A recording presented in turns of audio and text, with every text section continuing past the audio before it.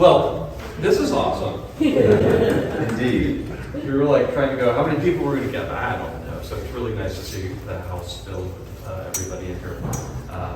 My name is Paul Kroner, for those who don't know. This is Mark Ulriksen.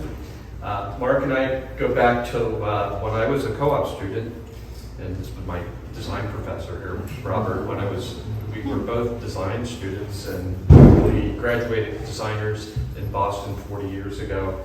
So I've watched Mark go from, I think I like illustration, to like, I'm going to try this, to now being Mark Ulriksen. So without further ado, Mark Ulriksen. All right. I'm just to have people come, so this is great. So one thing I do with my work is every once in a while I'll document it, and then I send it out as a blog every once in a while to show process, because I really like the process. How do things get created? And so what I'm going to share eventually are 9 covers, the process that I went through, and when I do send out these blogs, I have text with it, so I thought I'll make this easier on myself. So I have my text here that I originally said. So excuse me, I'm going to read my talk today. I started working for the New Yorker in 1993, after having been a graphic designer and magazine art director, and I did my first cover in '94. So I'm going to talk about the process of doing covers, because these are rarely an assignment. They're submissions. Artists submit ideas, and they either get accepted or they don't. And I'm going to share my favorite rejects as well, of which I have many. So, my background is, as I said, is in graphic design and art direction, and I was always good at drawing, but I was terrified of trying to make a living as an artist. So in 1994, at the age of 37, I'd gotten good enough from working nights and weekends on my drawings and paintings that I quit my job as the art director of San Francisco Focus magazine, which is the city magazine of San Francisco. And I tried to become a freelance illustrator. So working for the New Yorker has definitely been a defining part of my career. And as I noted, covers are spec work. You submit an idea and either make it or they don't. And then for every cover I've published, and I've had 68 covers published to date, I probably have 20 rejections. In fact, I'm 0 for my last 35 submissions. So hanging in there in the face of almost constant rejection is just part of the job. So here's our Haight-Ashbury Victorian, where my wife Leslie is in the back in the corner. And along with our 2 daughters, Emma and Lily, have lived and worked for 36 years. And here's my old studio, which was 135 square feet, which I worked out of for 22 years. It was crowded and full of visual clutter, which I tend to favor. So finally, in August of 2019, I took over my daughter Lily's room, knocked out the wall, and redid my space. It was finished in January of 2020, just before COVID lockdown. So we added a cathedral ceiling, a skylight, a wall of windows, a bookcase, and I have 2 workspaces, one where I can paint on my easel, and on the other side of my desk by the books, I can sit and draw at my table and paint as well. It was in '93, while I was still working as art director at Focus magazine, when I got a call from Francoise Mouly, who's the New Yorker's cover art director and the best in the business, in my humble opinion. Francoise came to the magazine in '93 from an iconic comics magazine called Raw that she co-founded with her husband, the famed cartoonist Art Spiegelman. '93 was also the year that Tina Brown became the magazine's 4th editor in 68 years, and now it's David Remnick. So good timing has been a factor in my career. They were starting at the time an artist sketchbook page inside the magazine, and they were looking for submissions. So Francois said, look at your life and submit ideas. Fantastic, but about what? So I thought, well, I love baseball, so why not do baseball cards of owners I can't stand?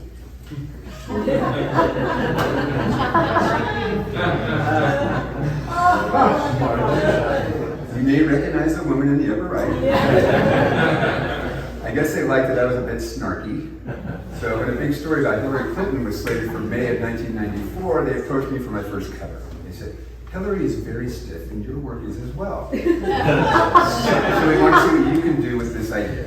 Hillary in a hat shaped like the White House, and I love this French art director's language, obfuscating Bill, with Chelsea there as well. And come on, quick. And they they said there may be some insight art to go with the story too. And for 3 weeks, I would get faxes with a constantly changing story about Hillary. At 2 a.m. one night, I got a fax. I began reading a 50-page fax article because they would make changes.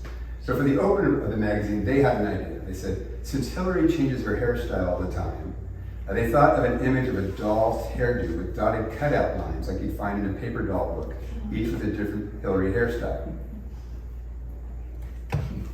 Frankly, I couldn't imagine doing that. So an idea immediately came into my head. Instead, I suggested a busted Hillary that turns from right to left, like her politics did. And as it does, she ages and her hair changes. And then they kept feeding me ideas for full pages that would be due in 2 to 3 days each. So they said, okay, Bill lost his bid for a second term as governor of Arkansas, and Hillary's trying to confront him, but she's a little bit cold. Illustrate that. And you can tell that for governor because of the color of his hair. Then they wanted a portrait of the Rose Law Firm with her partners Webb Hubbell and Vince Foster. And because of the tone of the article, I wanted the image to be a little ominous. And they said, okay, now we'd like an image of Hillary working behind closed doors with a fellow named Ira Magaziner as they're directing a staff of 500 people to make new laws for health care, but they were doing so in secret. So illustrate that. It's due in 2 or 3 days. And that kept up for 2 more weeks. There's a press conference Hillary's having today to deal with the Whitewater investigation. Watch the news conference, then send us a painting in 2 days. So that's Helen Thomas asking a question. And Britt Hume seated on the left. So I thought, and everybody else is made up. I thought if I have 2 real people, then you can just make up the rest. So I finally thought I was done, and then they said, oh no, there's the State of the Union address coming up. They told me to watch it, and then they'd have a new image idea in the morning, and I have to finish it right away. In a day, in fact. So I explained, if I'm going to do that, it's got to be a black and white pencil drawing. I can't paint something in a day. And they said, fine. And I thought I'd finally be done with this. And so they said, during the speech, Bill mentioned Hillary and her team's clandestine work on new health insurance proposals, including a credit card that would contain all your healthcare info. So she turned around in the audience gallery and applauded by looking back. So they said, illustrate that. So here's the pencil drawing. And they rejected it. So once again, they said, okay, we got a new idea. Again, due the next day. So Bill now had to help Hillary as she was getting enshrined in the Whitewater controversy. He would read a favorite passage from the Bible to her. So knowing the magazine's reputation for accuracy, I asked, where in the Bible is that particular passage? I didn't want the magazine to get letters pointing out that the text is in a different part of the Bible than where I had Bill opening it. And I get that to click, click, click, I'm clicking. Oh, I can click it here. So I got the passage right, and they approved this one-day drawing. I also think they appreciated that I did my own troubleshooting of the art. Eventually, there were 17 inside illustrations to accompany the story. And that one issue put me on the map as an editorial illustrator and as a New Yorker contributor. Because with this magazine, you gotta be able to work fast. So now we're gonna go into some covers. Ever Giving. So this is a fairly recent cover. Click here. Yes. Can't tell where I'm at. So as the supply chain issues were threatening everything, including Christmas gifts from abroad, I thought perhaps we needed a new superhero to save the day, hence Santa to the rescue. Francoise, the art director, liked the idea, but she pointed out the boat was sinking, which I hadn't realized. And the design could be more compelling and less a big, clunky rectangle of container crates. So I tried a different version, mimicking this classic ship image by A.M. Cassandra, the great Art Deco artist. I added a crowd of happy supporters to help tell the story more, but the composition was still not working as well as being too derivative. So I did this quick thumbnail sketch, which worked for me. I kept the crowd, but I went back to my original composition. I then redrew this tighter to submit again. And the sketch on the right got approved, so you can see how the rough sketch becomes a tighter sketch, and they told me to just take off the lettering on the ship. So one way I save time is I just print my sketch directly onto watercolor paper, and then I covered it with a wash of warm color, in this case raw umber. And I painted the smallest characters first because they were the hardest for my now senior citizen eyes. And I like to place an acetate copy of the magazine's logo over the painting to see how it relates to my composition. You'll note that the price has gone up. And every once in a while this doesn't forward. Okay. So I'm nearly done, but I didn't like how much the bridge of the ship stood out so much. I decided to add another row of containers to make the bridge less prominent in the composition. As you can see on the right, here's my little drawing. And here's my workstation with the finished painting. I had an eye disease, and I use a magnifying glass a lot to help me paint. And in the finished painting, you'll note the clunky tugboat in the upper left that thankfully was cropped off the final cover.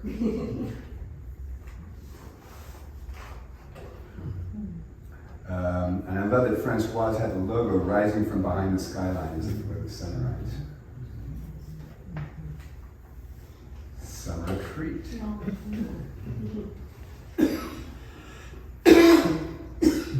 I call this one Serious Foodies because these puppies are serious. So we artists get to provide cover titles that the magazine either accepts or doesn't. And you typically find out if your cover got selected when the magazine comes out. So here's my initial sketch. Wait a minute, Mark. You find out when the magazine comes out, if it was accepted? The cover title. Oh, the title, okay, thank you. The cover title, yeah. So you submit one idea, or I'll submit a list of ideas. I may not have a great title. I'll submit a bunch of options, and then the magazine comes out, and I called it Serious Foodies, and it became Summer Treat. Yeah. Okay, so my initial sketch had different dogs than in the finished painting, and I found that by Googling dogs looking up.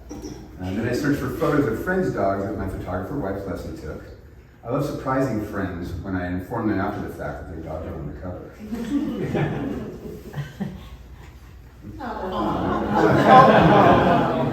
So that's our dog Ivy, the shots I use of her body and of her head. Sorry. Come on. And that's a shot of our friend and neighbor's dog Ruby, who always cracks me up. I'm more a fan of big dogs, but I'm smitten by that. So by transferring my pencil on tracing paper sketch to Bristol paper, I realized that Ivy, the lab's head, was too small. So I Xeroxed it up a bit, I cut it out, and with carbon paper I added it to my painting surface. I'm very particular about negative white space between elements. It's just part of my training as a graphic designer. So I started this piece working left to right, top to bottom. I always vary how I paint, just as I vary my mediums between acrylic, gouache, which is an opaque watercolor, egg tempera, oil, or digital. I also work on watercolor paper, Bristol paper, illustration board, clay board, cardboard, canvas, wood, and masonite panels. I'm self-taught, and I always experiment. So this St. Bernard pup is based on my own dog Cleo when I was in grammar school. I know multitasking is suboptimal, but I can't help it. I often watch sports like baseball or old movies I've seen a million times to keep me company while I'm painting. And especially with sports, I'll also play classical music or jazz in the background. You know, life's short. I constantly overlap my loves like sports, music, and movies. And come on. Sorry. There we go. And there's the final gouache painting. And one thing I want you to note, the distance between the St. Bernard and the upper left in relation to the central dog's ear.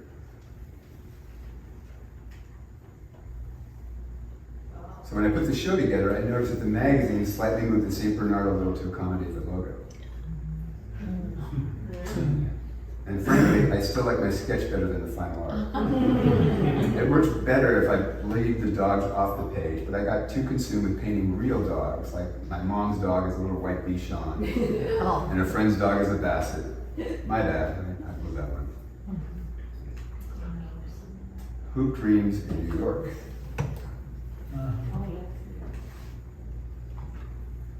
So last year, both New York basketball teams, the Brooklyn Nets and the New York Knicks, were playoff bound, and as NYC is a huge basketball city, I thought that subject was right for a cover. So in thinking of capturing the imagery of basketball in a static image, I opted for a couple variations on the game's action, either a fast break or a rebound. As you can see, these are real rough sketches, especially the background players in the sketch on the left. They're very clunky. So both of my bosses, Francoise, who's the first gatekeeper, and in the magazine editor, David Remnick, the ultimate arbiter of everything in the magazine, every comment, every headline, every image, he preferred the energy of the fast break. But the pair of players, like I said, were kind of clumsies. So this is a refined version of both. In this case, this is an egg Templar painting on board about 16 by 12 inches, which is a typical size for me. For years, I'd collect reference photos from periodicals that I'd put away and file away, but Google's largely replaced that task. The photo of the team, my team, the world champion Golden State Warriors, served as inspiration for the players. And in an older painting of mine, set in Rome, the postcard in the lower left is also egg template, and I refer to it to try to recapture the quality of that particular piece. And here I'm also trying out 3 different blue colors to see which I'll use for the Knicks uniforms. Now, the New Yorker is famous for their fastidious fact-checking, and I always try to get the visual facts right. This meant finding out which sneaker each player wore. I took both my dismay and delight. I found out that Kyrie Irving, the guy on the right, wears a different pair every game. So I sought out a pair in a color I thought the cover art needed, which in this case was red. I hadn't really resolved the background of this painting when I submitted my sketch. I just thought it would be a sort of off-white empty space. But Francoise thought it needed something, as he suggested the New York skyline. So I placed a piece of tracing paper over the painting and I established a horizon line. And then I sketched the skyline from this photo I'd taken from a friend's apartment in Brooklyn Heights. So the last step was the background color field. And you can see I used James Harden's body when he was with the Houston Rockets, and I just changed his jersey to the next one. Finished painting. And the cover, which to me always improves when you put the logo behind the art. Yeah. Slippery slopes. This was for the 2018 Winter Olympics in South Korea. So these were 2 ideas I submitted in November of 2017, knowing the South Korean Olympics were around the corner in February. So Kim Jong-un curls with a bomb, and a North Korean skier jumps to freedom in the South. And now if you don't hear anything in a week or so of submitting ideas, chances are nothing's going to happen. So I assume these 2 sketches were not medal contenders. So imagine my surprise when I received a call 2 weeks later with good news. Paint the ski jumper image. Followed by further news. It's due in 2 days. So my typical reaction is to leap for joy, put on some coffee, scrounge around for some chocolate, turn the volume on the stereo. Done, done, done, and done. So first I coated my multimedia artboard with some bright bluish-green acrylic paint to give the cover a cool wintry feel. And this is my old cluttered desk before my studio remodel, with most of my space taken up by a drafting table and furniture. I had to pile my largest books to make a stand for my monitor. So I had very little workspace. Next, I transferred my sketch with carbon paper and I start mixing colors. So in my palette on the right, I'm trying to figure out which blue I want to use. It's either the Prussian blue on the left or phthalo blue, which I ended up choosing. And I just learned how to pronounce phthalo blue.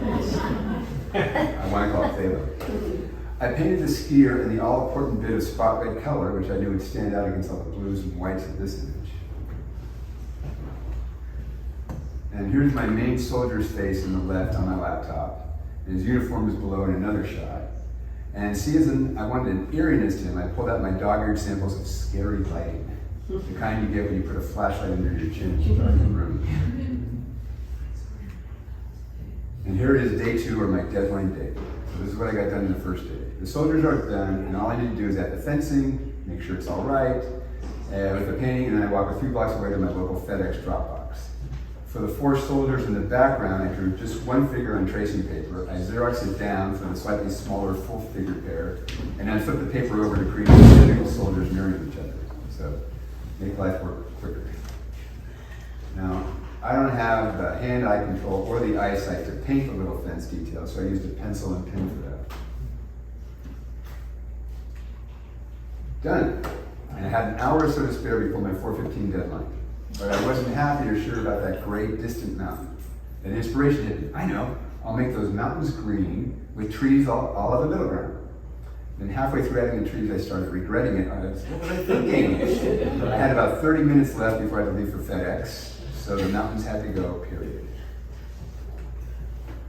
So I was done for real this time with 15 minutes to spare. Wow. So in the Olympics, every second counts, and hopefully no one sees you sweat. And there's the cover. Boo. So this is my one and only Trump cover, one out later. So in September of 2016, I had an idea for a Halloween cover. With the election coming up, I figured half the country was terrified of Clinton and half were terrified of Trump. So I could have all the kids in the traditional scary costumes running in fright from the two kids with the Hillary and Donald mask. But I was too late, they already had their Halloween cover. So 2 years later, and the cover made sense for the midterm election. Always a referendum on the incumbent president, so I resubmitted it. I took Hillary out, and Leslie suggested I fill the empty space with an extra pumpkin for the too much is never enough president. So on Friday morning, this got approved. The painting would be due at 4:30 the next Tuesday, or in 5 days, which is pretty much an eternity with the New Yorker. When you're a self-employed illustrator, there's no such thing as weekends or holidays. So I printed out my drawing on a watercolor paper, and I painted his face first. Student observers will notice that this Donald at this stage is different from the final one. More on that later. Next to paint was the mask of Guy Fawkes, or is it V for Vendetta. And I was attempting to give it a horrified expression while also capturing the scary lighting done by one of my favorite Bay Area artists, a woman named Claire Kotz. That's her small painting on my desk that I used for the lighting. Again, flashlight under the chin in a dark room. And so as I painted each scary monster, I would sometimes make small judgments. So here I didn't like how close the devil's horn was to the leaping cat, so I moved it a little smidgen. I also decided to change the expressions on the pumpkins from smiling to sad.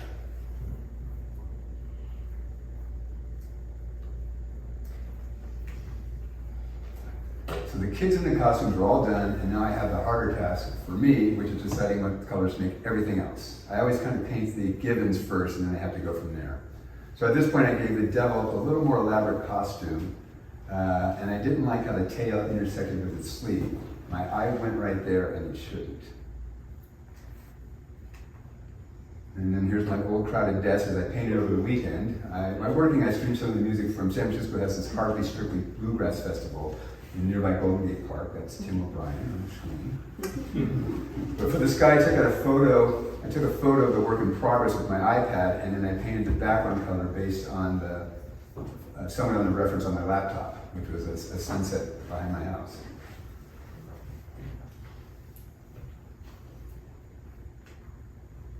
So here's day 5, and the last step was to compare the painting to the sketch and make any final adjustment. And there was one big one still to come. I was done, or so I thought. So one of the many reasons why the New Yorker is so revered is their attention to detail. As such, on Thursday, when the magazine was going to press, I got a call while drinking my morning coffee informing me that David Remnick didn't think the Trump face worked. And a different face with a different expression was required pronto. So thankfully, that year I learned to work digitally, so I just drew a new Trump on my iPad and the magazine photoshopped into the final cover. And Remnick was right, it's just much better.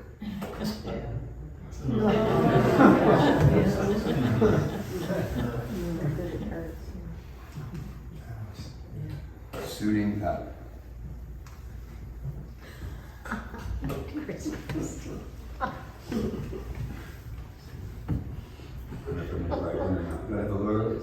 So I'm a news junkie. I'm always keeping my antenna out for current events that might be right for a New Yorker cover. So in 2015, as more and more Republican presidential aspirants were declaring their intention to run, I thought, how awkward it would be if there were all these men were stuck in an elevator with each other. And what we all do in elevators, avoid eye contact and conversation. So that idea didn't really have a quick enough read to communicate as a cover, so Francoise and I talked on the phone about what could make a better setting. And she suggested I change the location to a men's locker room, another semi-awkward and confining space that lends itself well to individualizing each candidate. So here's a sketch I submitted. That's Chris Christie in the lower left, the last to get dressed, tying to their Jordans. Next to him is Rand Paul looking peeved as he combs his hair. Marco Rubio is busy on his phone. Jeb Bush has to decide between a red tie or a purple one. Scott Walker pulls up his socks adorned with the Koch brothers logo. There's socks, and then Ted Cruz is the first guy dressed, admiring himself. Mike Huckabee is in the back reading his Bible, and here Rudy peeps in from outside this men's school.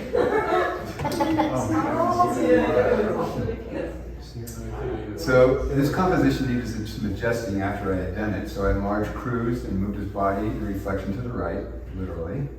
And Hillary is smaller in stature, which was much better and a little more accurate.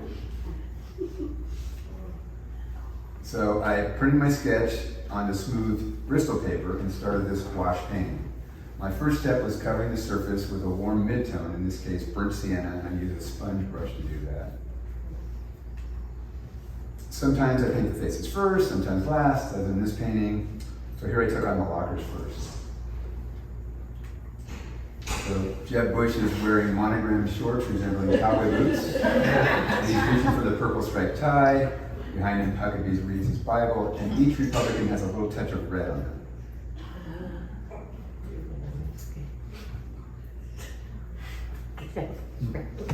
So Ted Cruz is the first one dressed naturally, and he has both the Constitution and Reagan's portrait inside his locker.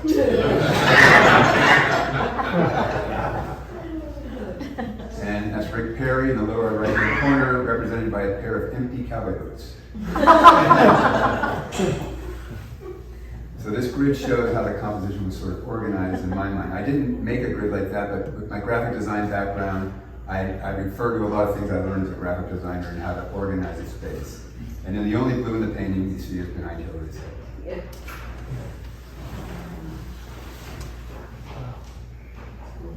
Oops, go back.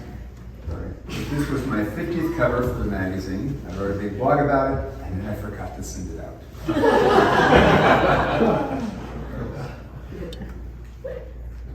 And created that. So there's a certain detachment inherent in submitting covers to the New Yorker. Like I said, if I don't get any feedback in a week or so, rest assured nothing is going to happen. That's just how it goes. So every month or so, I set aside a couple of days to submit work, as I did right before Thanksgiving of 2017. I was concentrating on holiday themes that were all rejected. So here's one. Santa parks his reindeer and trudges in some early morning coffee after a very long night.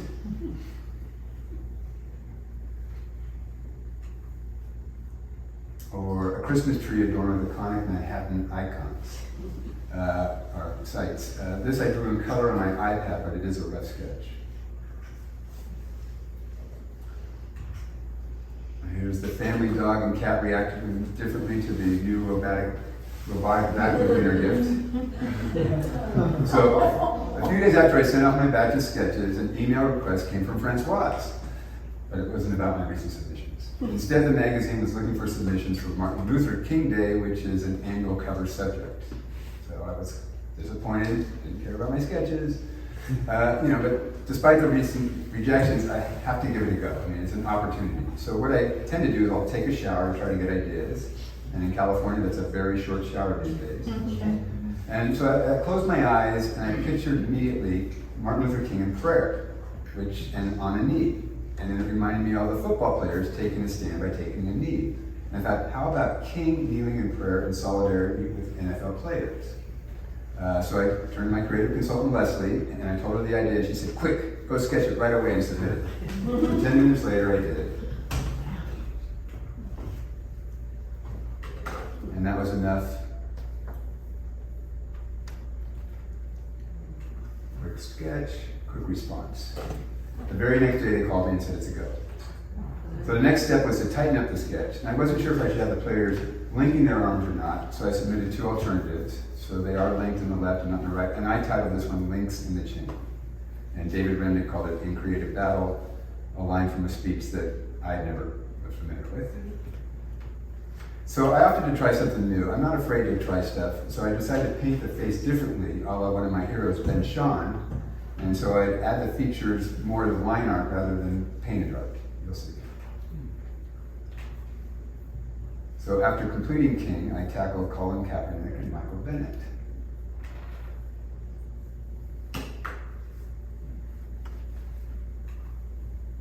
Now I use cropping L's, pieces of cardboard cut out as L shapes, and in that acetate logo, which I have in a bunch of different sizes, and that way I can see how the painting's working as a future cover. And it also helps me to crop covers differently. I'll do a sketch sometimes, and I'll think it's going to be this big, and I'll put the logo on it. It's like, no, I think it's usually bigger, and I put a bigger logo, and then I can put the cropping L's around it, and that way I can design my covers to hopefully to their best effect. So the last step was adding the background, and to me green made sense since it's red's complementary color and it could represent grass. So it was quite a week when it came out. I've never had a cover with such a response. I was interviewed at 8 a.m. live on CNN, and I was on an ESPN show and interviewed by some regional newspapers. And the cover date on the magazine is Martin Luther King's birthday, but the magazine always comes out a week prior to the cover date. And so the week went by and all the hubbub had died down. And I should have mentioned that we still have 2 landline phones in our house, one in the kitchen and one upstairs. So at 9:30 on Martin Luther King Day, the phone rings and I don't recognize the number, so I don't pick it up. And I hear this voice say, "Hello, Mark, this is Spike Lee, the filmmaker." And I run over and I pick up the phone and go, "Hello, hello, hello." And he's going, "Yeah, here's my number." And I saw the cover and he's talking over me while I'm saying hello. I was like, "Oh, this phone is dead." So I run upstairs, we have the other phone. And I go upstairs and there's the phone answering machine. So I hit the answering machine. "Hello, Mark, this is Spike Lee, the filmmaker. Monday, 9:35 a.m. It's like when I picked up the phone, it stopped recording. So I'm a tech idiot, but we have tech support at home. My younger daughter went through our phone and found Spike Lee's number. So I call him up.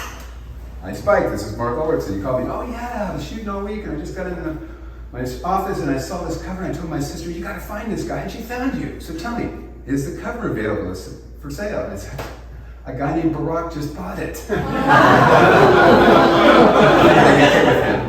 And he said, "No way, he only buys covers he's on."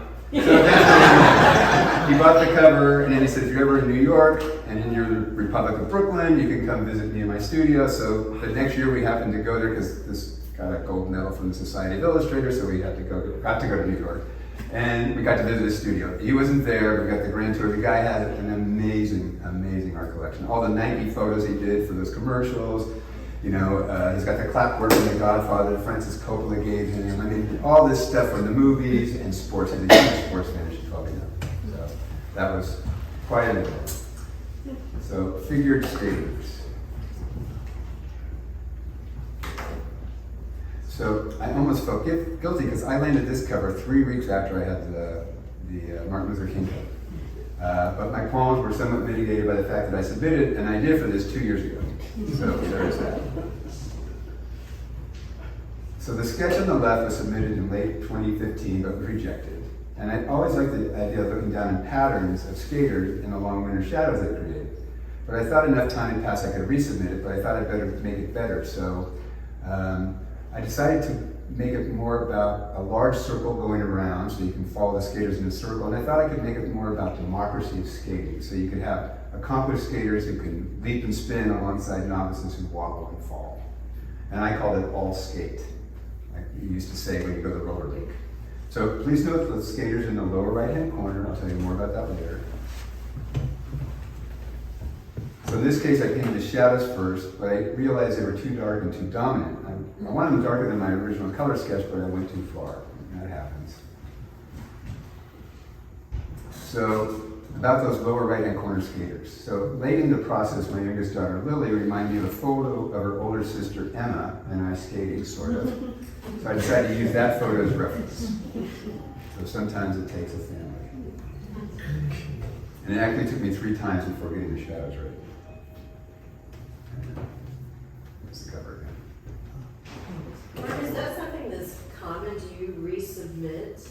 every once in a while, and I'll show you one of, and I've had stuff rejected more than once. And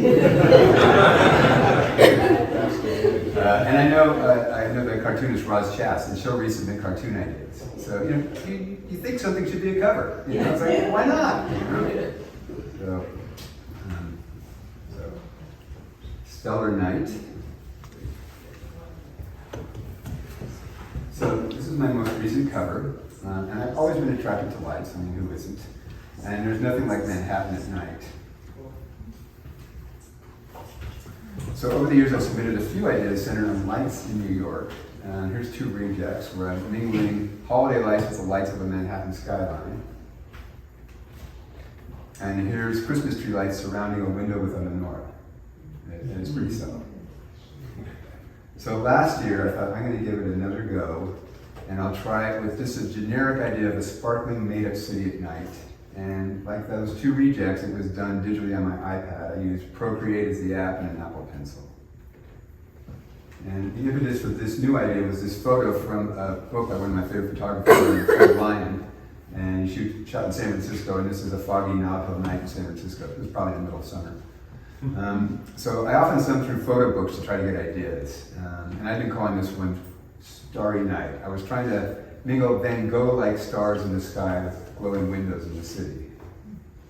Now, most creative people are their own harshest critics, and I'm no exception. So I always try to be looser than I am. It's not be so rigid in my painting, so I thought I'll do two paintings simultaneously, one loose and one tight. And then I'll pick the best one to submit. So this is my tight version with a clean grid of windows awaiting the yellow lights to paint it next, but I got bored with this. So I decided I'll focus on my looser image.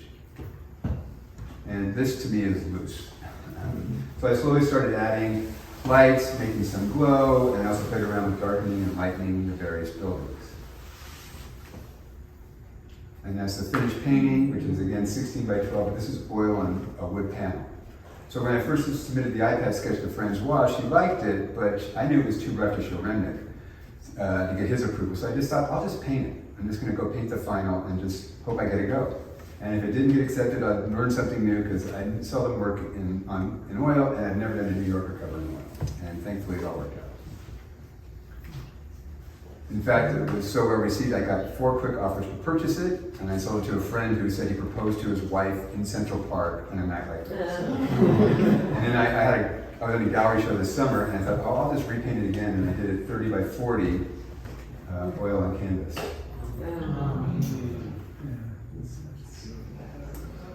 So we're on to some favorite rejects.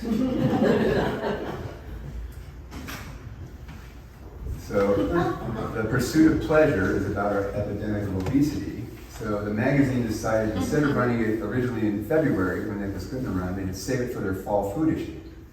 And then the time came to run it, and the magazine comes out, and I don't see it, and it's like, that's the food issue, where's my cover? So I call them up, and they said, oh, some editor realized the advertiser is not going to be too pleased if this is the cover.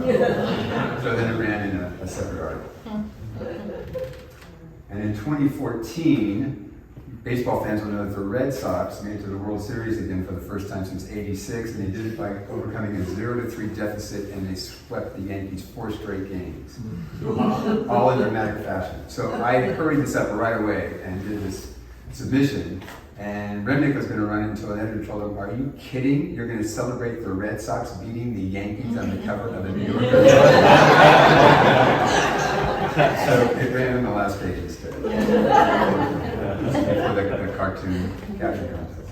This is Fall Harvest. This came out when my book, Dogs Rule Nonchalantly, came out. And I think Francois was doing it as kind of gift to me to help promote the book, and Remnick's too sharp, and he said, no, you're not going to promote that guy's book by putting a cover together like that. I had that one book cover, but everything else I tried and struck out. So I don't know anybody's opinion on the guy, but you'll see mine. So before the election, American Gothic horror story. So, and his pitchfork shredding the Constitution. Here he is moving into the Oval Office and hanging up pictures of himself. He got the rug, but it's like himself. Now, the New Yorker has an annual anniversary issue because it started in February of 1925, and they have this character Eustace Tilley, and they always do a play on it. So I had Narcissus Tilley, and then here is Cabinet Bows in Supplication because the Emperor's wearing no clothes. And here the Oval Office is taken over by Fox's Den. And then here's the Don with his new and very short-lived consigliere, Anthony Scaramucci. And this is Generalissimo. The magazine hemmed and hawed over this one for 2 months, and then they finally said no. And so a friend said, why don't you just paint it anyway? So I did. So somebody just got to get it out of your system. And one reason they said it was rejected, because in 2000, when Bill Clinton was exiting the White House, the illustrator Nita Kuntz painted Clinton on a horse facing backwards. No more politicians, a horse from behind. So no more politicians with horses from behind. That's out. Walled in. A problem that is not going away. And you can see that's the same face that I drew. There's the wizard behind the flag. Stop the steal. Where he is fighting eviction with Attorney General Bill Barr standing sentry. And then clean slate, so the Bidens are moving into the White House. This is still being fumigated. And then post-election, meanwhile at Mar-a-Lago. So they ran this as a cartoon online instead. So you might recognize some of those people from January 6th, which is my birthday. Now my birthday's in the news all the time. I don't remember my day. And then with apologies to Charles Schultz, who's never going away as Jill and as the Bidens are learning, rising out of the pumpkin patch. I was also 0 for COVID. So this is stopped. So when New York shut down at the beginning. And at the beginning also when death was everywhere.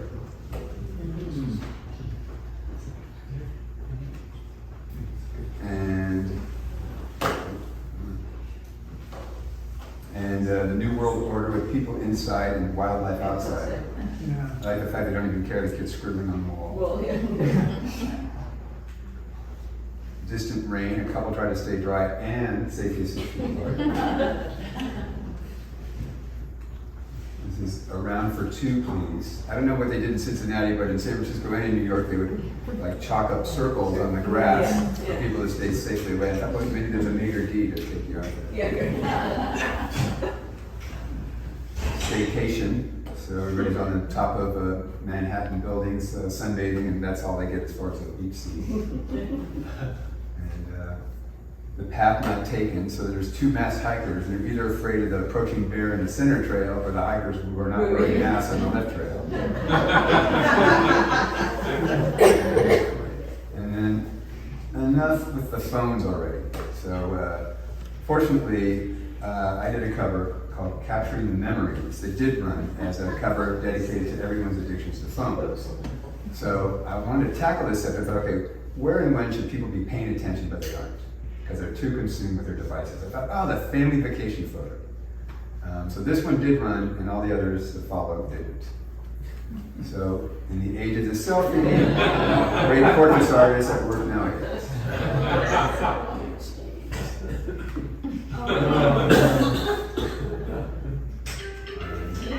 Or you could be walking naked through a subway with narrated answers. And if somebody do that on purpose. I'm so sorry. Great time. And so morning worship, bus commuters in front of a church bowing down to their phone. And Moaning Lisa. So she's rolling her eyes at the hordes of people intent on her photo, and you might see it in the room in the other room, and I have it here too. I like the idea enough. I had an assignment for Parisian magazine, so I did it in color. And that's me, not It's Paul, in you, the yeah. lower right walking off. It could be Paul. And then finally, this and that. So when The Sopranos was ending, I thought enough people probably watched The Sopranos and read The New Yorker that it was a legit subject. And I thought, this cast is going to need to see a shrink after losing their best figure forever. But Francoise rejected it because she said it looks too much like the cover of Entertainment Weekly. So what else could it be? So we BS'd on the phone, and sometimes that's what you do. You just talk on the phone and come up with ideas. You throw out ideas. And so I said, well, what about just making a Tony Soprano exiting Dr. Melfi's office? If you know the show, it started off in her office. I figured maybe there'll be a closure of their relationship, and no one knew how the Sopranos would end. And that indeed did happen in the penultimate episode. So I called it Last Exit, which they use as a title. It's kind of a joke on how people refer to New Jersey sites, which exit it is. So here's poking fun at man buns. Yeah, so I'm never gonna have a man bun. So the bird's landing in one in the lower right, and everyone's nesting. And this is waiting for a train. So adult commuters lounge about, and these three kids are in their beach gear, anxiously looking down the track, waiting for the train to take them to water. I thought, this is a classic New Yorker cover, and they rejected it. And when I first started working for them, they gave me this book. It's every cover from 1925 to 1990. And I was thumbing through it, years later, and I saw the same idea. In the 40s or something. Like, okay, that's why. Heavy academic load. So it's two takes on dealing with oversized, heavy backpacks kids carry to school. So sometimes I get an idea, and then I'll just try different ways to communicate the same idea. So you can see that some of the characters I just picked up and moved from one scene to another, whether it's outside the school or in the hallway. And so, overinsured, why some kids roam free, this one doesn't. And a couple returning from summer discovering it's fall.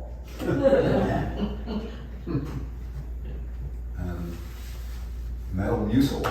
So here's a gray ponytailed rocker laying loose before a crowd of a bunch of balding gray hairs with glasses. So on stage behind him, instead of a whiskey and a drug, is Tylenol, Bengay, and water. And Yarn Barn. So this is from the idea of look at your life and comment on it. And Leslie and her friends all of a sudden were getting together to knit as a group. So I thought I'll have a bar in Brooklyn with a bunch of hipsters knitting, and behind the bar drinking glasses and knitting needles and yarn. Beatty's first block about our insatiable desire to harm everyone in America. Or the American political love affair. So I have a politician bestowing a loving kiss on his assault weapon. Or the elephant in the room. So here's Bush the Younger debating John Kerry with the iconic figure Abu Ghraib in the back of the room. And here's the real party hopefuls. So I had the politicians decked out in the logos of their corporate benefactors like NASCAR drivers. So I discovered that Target supports a lot of Republicans. And then Welcome Back to School 2022, armed guards, metal detectors, barbed wire, await you at Fortress American Education. And my last one, mixed marriage. So twice Christmas and Hanukkah have fallen on the same day in the past 20 years, and twice this has been rejected. So Santa lights the menorah, and in the window, in the mirror above there, you can see the reflection of a Christmas tree. They still like it. And that's it.